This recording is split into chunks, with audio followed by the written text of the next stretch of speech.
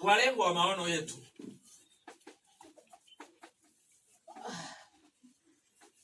Tuna aina 7 za watu ambao wako katika nchi yetu ambao tunatakiwa tuwape haya maono yetu. Wakati unapokwenda kwa watu, unatakiwa ujue aina mbalimbali za watu ambao unakwenda kukutana nao.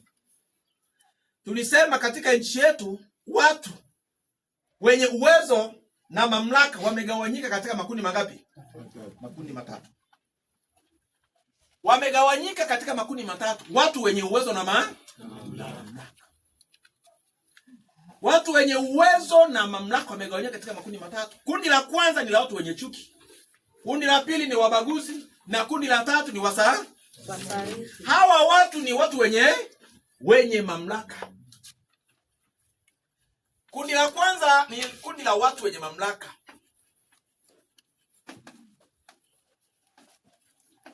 Kundi la wenye mamlaka. Hawa wenye mamlaka wanagawanyika katika makundi matatu. Kundi la kwanza ni wenye chuki.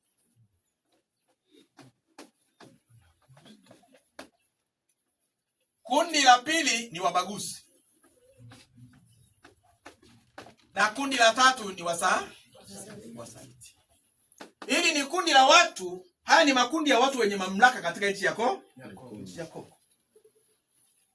Sasa athari yako inaanzia hapo hapo. Wakati unapowaita watu wenye mamlaka kwamba ni watu wenye chuki, ukisema kwamba ni watu wenye chuki, unawashutumu hawa watu kwamba ni wauaji.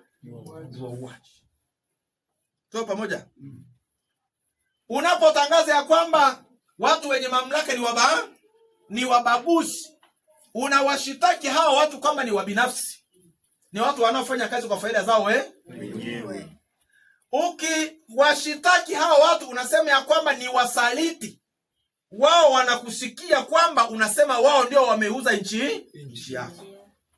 Tuko pamoja Anasema ya kwamba naomba usiogope yatakayo kupata kutoka watu wenye mamlaka.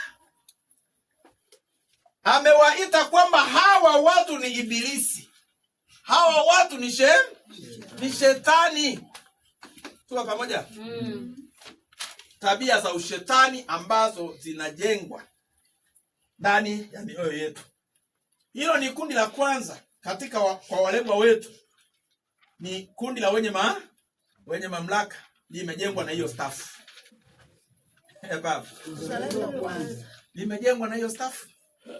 Sasa hauwezi ukakwepa kutaja haya mambo. Wakati unataja haya mambo, ndio hapo wale wazee wa Sanhedrini sasa wanakuangalia vizuri. Twende kuangalia kundi la pili. Kundi la pili ni kundi la watu wanyonge. Kundi la pili ni kundi la watu wanyonge. Hili kundi la watu wanyonge limegawanyika katika makundi 7. Hawa wanyonge ambao tunakwenda kuwapelekea maono yetu wamegawanyika katika makundi mangapi? 7. Kundi la kwanza ni kundi la watu ambao wameshapoteza kabisa upendo wao na nchi yao. Ni watu ambao sijui mtumia lugha gani. Ni watu ambao wameshavunjika sana mioyo. Wakati unaposimama kuzungumza habari za nchi ya Kongo, wao wanaanza kuona unazungumzia kama ni upuuzi sasa. Ni watu walikuwa wanaipenda sana nchi ya Kongo. Lakini kwa sababu ya wingi wa matatizo ya nchi ya Kongo, wamefikia hatua kabisa ya kufanya nini? Ya kuitema. Ni watu ambao upendo wao kwa nchi umepoa.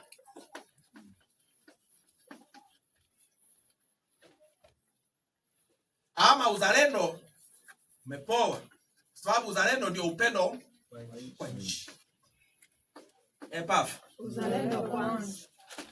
Kundi la kwanza ni kundi la wananchi ambao uzalendo wao ulikuwa moto mwanzoni, lakini kwa sasa uzalendo umepotea. Tuwa pamoja. Walikuwa wanaipenda sana nchi ya Kongo, lakini kwa sababu ya matatizo mengi, leo hawako tena pamoja na nchi ya Kongo. Epafu. Kundi la pili ni la waoga.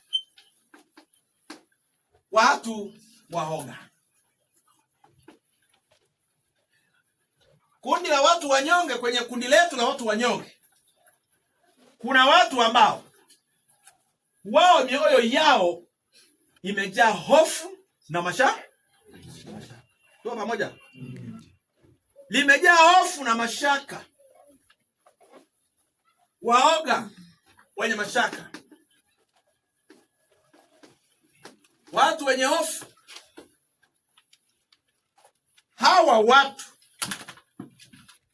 ukiwaona ni raia wa Kongo, wanaipenda sana nchi yao, lakini tatizo walilonalo ni nini? Tatizo walilonalo ni hofu. Tuko pamoja Ni woga. Wanataka waitetee nchi, wanataka waisaidie nchi, lakini kwenye mioyo yao kuna nini? Kuna uoga na hofu. Tuko pamoja? Kundi la tatu, kwa